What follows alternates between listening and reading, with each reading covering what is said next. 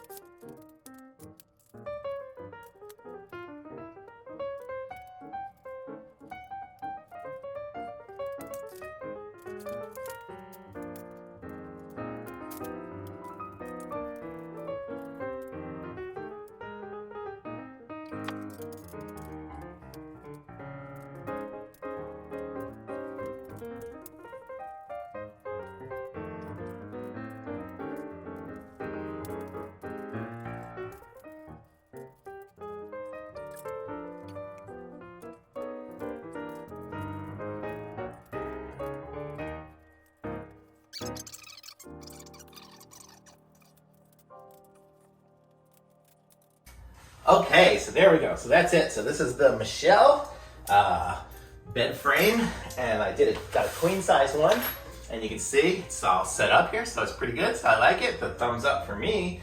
It comes with a couple of little pads that you can stick on the corners, I guess, to make it a little bit less sharp here. Let's see what this is here. Let's see here. These just little rubber pieces that I can put just on there to hold the bed frame in, so I guess it doesn't slide once I get the box spring on, which I will be reviewing next.